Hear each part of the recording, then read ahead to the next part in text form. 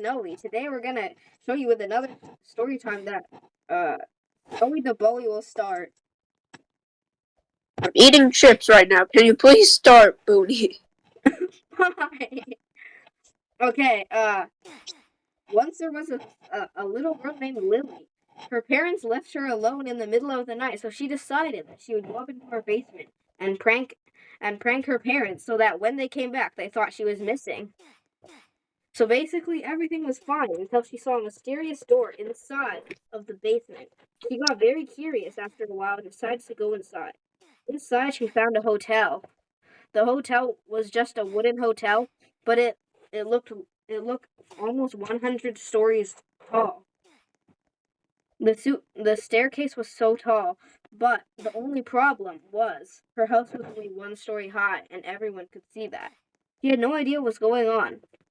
When she went inside, the lady at the counter was dressed in all black and was wearing a mask with 2 eyeballs cut out of the front. She said, "Hi, would you like a room? It'll be $25 million per night."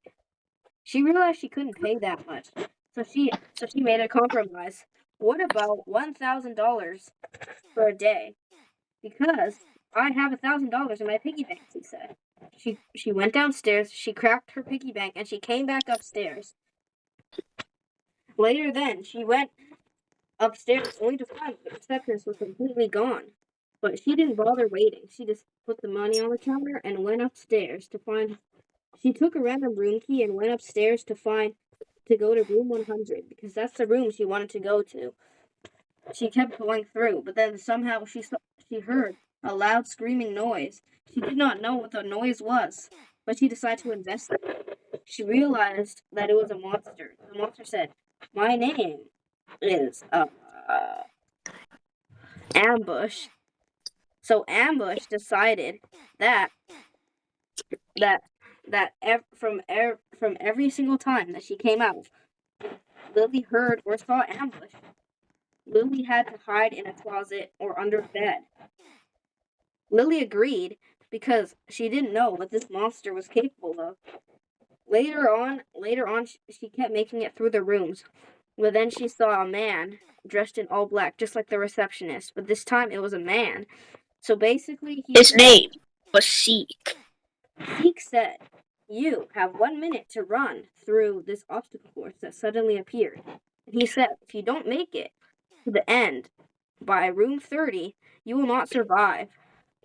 Lily agreed, and she started running as fast as she could. She crouched through, but she almost felt as if everything was a blur to her. She didn't feel like she was controlling her own movements.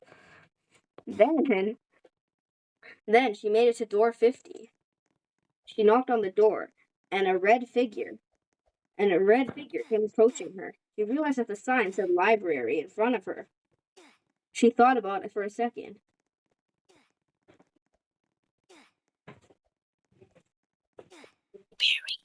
But little did she know that the librarian was blind but has excellent sense of hearing.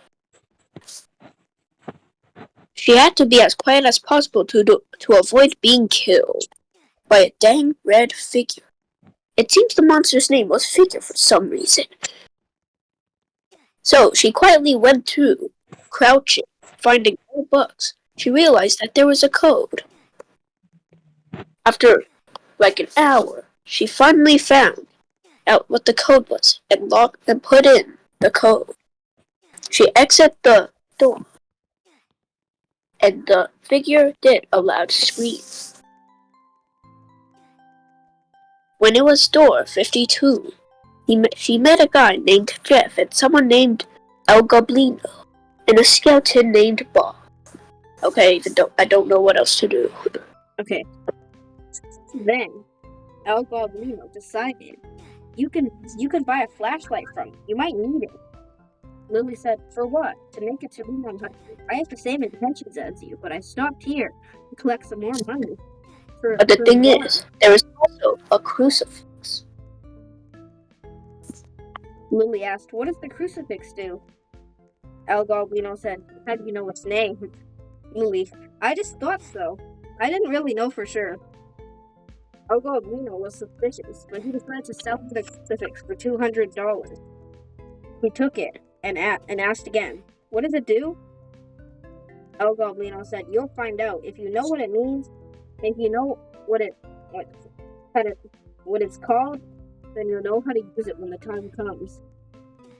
She kept going up the stairs until she reached it to room 99.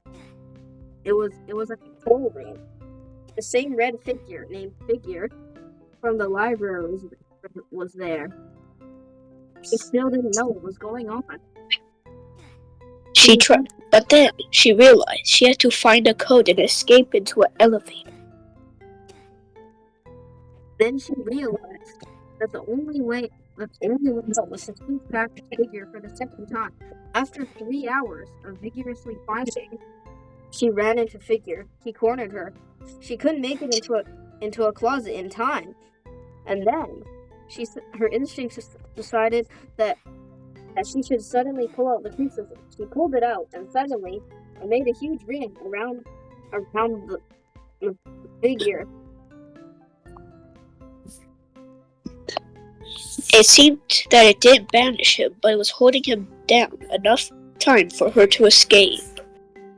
She ran to where she saw a thing where she had to punch in the right things. She decided to go for it. She punched in her mom's birthday, and suddenly it opened. The elevator was open. She ran inside while Figure had just gotten up from whatever happened with the crucifix. He started running after her. Lily shut the door as fast as she could in the elevator, and the elevator started going up. Figure jumped on the elevator, breaking it, falling to the floor. No one knows what happened next. Then Lily opened her eyes. She was sweating. She was in a blanket, and she was in her beautiful white bed with white bed sheets. But it seems that there was a random puddle. It had appeared that she had wet the bed. She went downstairs. She somehow peed, and it seemed to just be a dream. A traumatizing dream. She ran over to her mom and said, "I had the worst dream of my life." Her mom asked her, and